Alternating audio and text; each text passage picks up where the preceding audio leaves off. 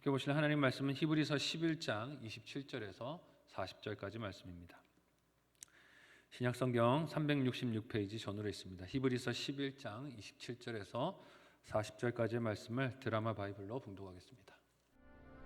믿음으로 애굽을 떠나 왕의 노함을 무서워하지 아니하고 곧 보이지 아니하는 자를 보는 것 같이 하여 참았으며 믿음으로 유월절과 피 뿌리는 예식을 정하였으니 이는 장자를 멸하는 자로 그들을 건드리지 않게 하려 한 것이며 믿음으로 그들은 홍해를 육지같이 건넜으나 애굽 사람들은 이것을 시험하다가 빠져 죽었으며 믿음으로 7일 동안 여리고를 도우니 성이 무너졌으며 믿음으로 기생 라합은 정탐꾼을 평안히 영접하였으므로 순종하지 아니한 자와 함께 멸망하지 아니하였도다. 내가 무슨 말을 더하리요? 기드온, 바락, 삼손, 입다, 다윗 및 사무엘과 선지자들의 일을 말하려면 내게 시간이 부족하리로다.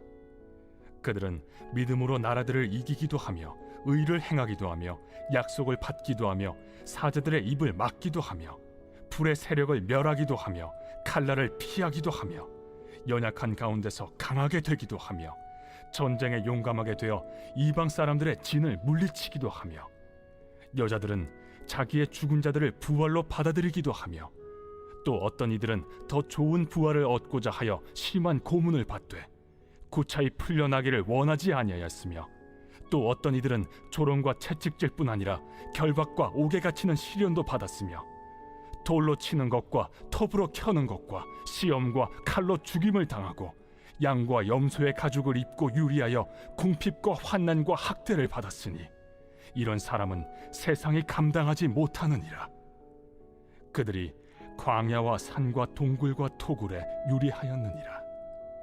이 사람들은 다 믿음으로 말미암아 증거를 받았으나 약속된 것을 받지 못하였으니 이는 하나님이 우리를 위하여 더 좋은 것을 예비하셨은즉 우리가 아니면 그들로 온전함을 이루지 못하게 하려 하심이라. 아멘. 함께 읽은 본문의 말씀을 가지고 예비하신 더 좋은 것이라는 제목으로 말씀 나누고 기도하도록 하겠습니다. 지금까지 히브리서 저자가 믿음을 설명하고 그 믿음을 가졌던 인물들을 예로 들어서 설명해 왔습니다. 그 외에도 오늘 본문에서 여러 이름들이 등장하게 됩니다. 그 사람들이 나타낸 삶의 모습이 어떤 특징이 있습니까? 보는 것이 달랐다는 것입니다. 육신의 눈으로 보는 것이 아니라 믿음의 눈으로 보고 이 땅의 삶을 살아간 특징이 그 믿음의 사람들에게 있었음을 보여줍니다. 중요하게 여기는 것이 세상 다른 사람들과 다른 구별됨이 있었습니다. 그리고 그 가치관이 그들의 결정과 선택을 이끌었어요. 오늘 본문도 어제 말씀에 이어서 그런 믿음의 특징들을 우리에게 보여주고 있습니다. 먼저 오늘 본문 27절에서 30절까지의 내용을 한 목소리로 읽어보도록 하겠습니다. 같이 읽습니다. 시작. 믿음으로 애굽을 떠나 왕의 노함을 무서워하지 아니하고 곧 보이지 아니하는 자를 보는 것 같이 하여 참았으며 믿음으로 유월절과 피 뿌리는 예식을 정하였으니 이는 장자를 멸하는 자로 그들을 건드리지 않게 하려 한 것이며 믿음으로 그들은 홍해를 육지같이 건넜으나 애굽 사람들은 이것을 시험하다가 빠져 죽었으며 믿음으로 7일 동안 여리고를 도니 성이 무너졌으며 믿음으로 기생 라합은 정탐꾼을 평안히 영접하였으므로 순종하지 아니한 자와 함께 멸망하지 아니하였도다. 아멘. 29절까지는 모세의 이야기입니다. 그리고 30절은 여호수아와 함께 여리고성을 함락시켰던 이스라엘 백성들의 이야기. 그리고 31절은 무너진 여리고 가운데서도 믿음으로 생명의 보존함을 받았던 라합의 이야기가 기록되고 있습니다. 모든 등장인물들이 그 행동들, 결정들을 한 이유가 무엇이었습니까? 하나님이 주신 말씀, 그리고 하나님의 권능, 그 힘을 믿고 따랐기 때문에 했던 행동들이었습니다. 하나님은 물리적으로 보이지 않고 세상의 왕은 눈으로 보이니 눈에 보이는 왕을 더 두려워할 수도 있지 않았겠습니까? 그렇지 않았다는 것이에요. 눈에 보이지 않는 하나님을 눈으로 보듯이 바라보며 살아갔다는 것입니다. 모세는 그의 눈에 보이는 애굽의 왕보다 보이지 않는 하나님의 말씀에 더 삶의 무게를 두었습니다. 그래서 유월절 어린 양을 잡아 피 뿌리는 예식도 믿음으로 순종한 것이죠. 하나님께서 음성으로 들려주신 그것을 믿음으로 순종하고 따라갔던 것입니다.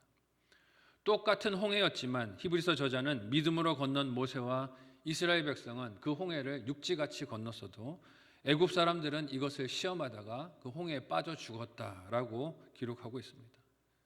겉으로 볼 때는 행동이 똑같아 보일 수 있어요. 똑같이 홍해를 건너가니 다 믿음 같아 보일 수 있겠지만 그렇지 않다는 것이죠. 하나님은 속지 않으신다는 것입니다.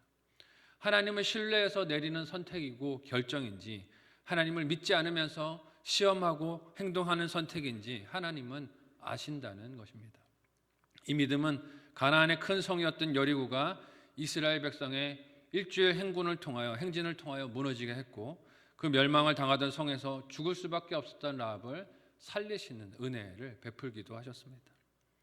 이어지는 본문에서 히브리서 저자는 이런 예들이 성경에서 너무 많기 때문에 다 언급하려면 시간이 부족하다라고 이야기하고 있어요. 함께 오늘 보면 32절에서 38절까지의 내용, 좀 길지만 우리 같이 한 목소리로 읽어보도록 하겠습니다.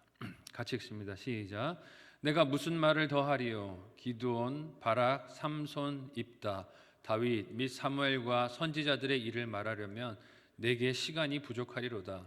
그들은 믿음으로 나라들을 이기기도 하며 의를 행하기도 하며 약속을 받기도 하며 사자들의 입을 막기도 하며 불의 세력을 멸하기도 하며 칼날을 피하기도 하며 연약한 가운데서 강하게 되기도 하며 전쟁에 용감하게 되어 이방 사람들의 진을 물리치기도 하며 여자들은 자기의 죽은 자들을 부활로 받아들이기도 하며 또 어떤 이들은 더 좋은 부활을 얻고자 하여 심한 고문을 받되 구차히 풀려나기를 원하지 아니하였으며 또 어떤 이들은 조롱과 채찍질뿐 아니라 결박과 옥에 갇히는 시련도 받았으며 돌로 치는 것과 톱으로 켜는 것과 시험과 칼로 죽임을 당하고 양과 염소의 가죽을 입고 유리하여 궁핍과 환난과 학대를 받았으니 이런 사람은 세상이 감당하지 못하느니라.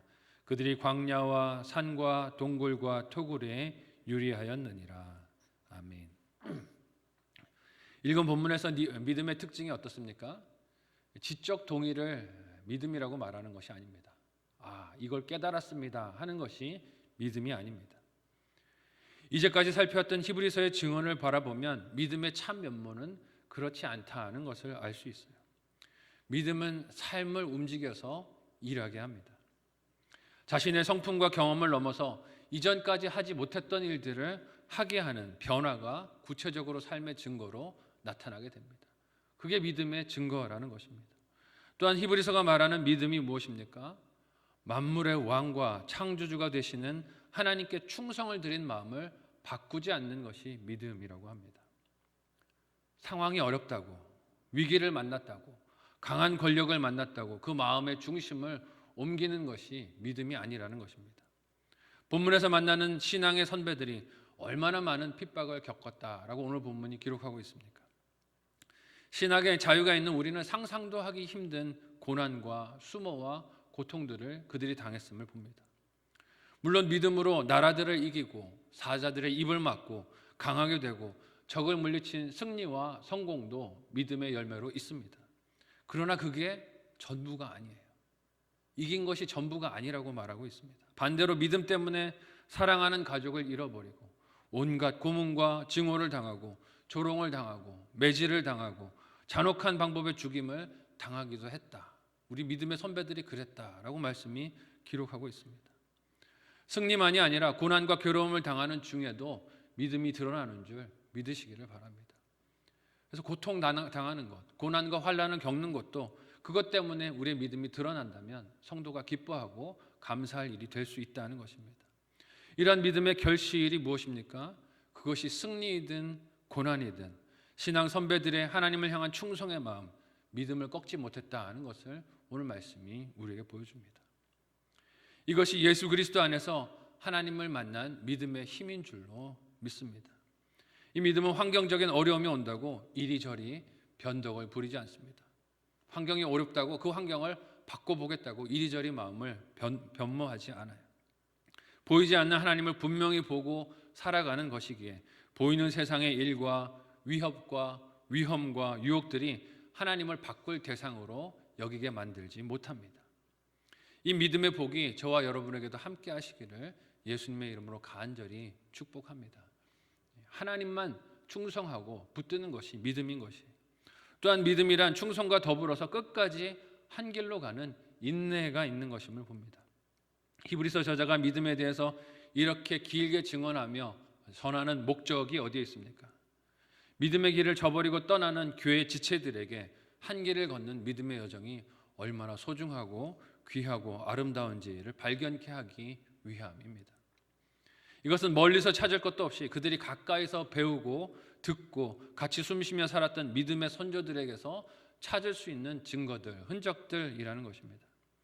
히브리서 저자가 열거한 성경의 많은 인물들과 그 예는 하나님의 약속이 생전에 이루어지는 것을 보지 못하였음에도 불구하고 계속해서 하나님을 믿고 한 길로 걸어갔던 발걸음을 우리들에게 보여주었습니다. 이것은 오늘날 우리가 걸어가는 믿음의 길도 마찬가지라는 것이에요. 오늘 믿고 당장 그 결실을 우리 눈으로 보지 못할 수도 있습니다. 물론 그런 욕심이 있죠. 오늘 내가 믿음으로 심었기 때문에 내 손으로 그 결실을 거두고 싶은 욕심과 유혹이 있을 수 있습니다. 그런 욕심이 우리를 유혹하지만 그 열매는 우리의 생전에 보지 못할 수도 있어요. 오늘 심었지만 이것이 3대를 지나 4대를 지나 한참을 지나 결실을 거둘 수도 있습니다. 오늘을 믿음으로 분투하며 그렇게 살아가도 고난과 어려운 일들이 성도라고 피해가지 않습니다. 고난과 어려움의 일들이 성도의 삶에도 찾아와요. 그런데 문제들을 만나도 나를 구원하시는 하나님을 신뢰하는 그 인생은 어떻습니까? 건강이든 혹은 괴로움이든 성공이든 실패든 번영이든 혹은 무너짐이든 상관없이 하나님 자체를 신뢰하며 걸어가는 줄로 믿습니다. 그 모든 것이 다 나를 다듬어 가시는 토기장이 되신 하나님의 손길임을 믿는 것입니다. 아름답게 빚어가시는 토기장의 손길이 나의 삶을 다듬어 가고 계시니 그것이 좋은 일이든 나쁜 일이든 나의 구원을 이루어 가시며 나를 향하신 하나님의 약속을 성취해 가심을 믿음으로 보는 것입니다. 그래서 그 믿음 때문에 손해보는 일, 억울할 수 있는 문제와 환경도 끌어안고 오늘을 살아낼 수 있는 것입니다. 이렇게 할 수 있는 이유가 어디에 있습니까? 오늘 말씀이 우리에게 이야기하듯이 예비하신 더 좋은 것을 보는 안목과 이를 인내함으로 내 것으로 받아들이는 겸손과 진실함이 그에게 있기 때문입니다. 함께 오늘 본문 마지막 39절에서 40절까지의 내용을 한 목소리로 읽어보도록 하겠습니다. 같이 읽습니다. 시작.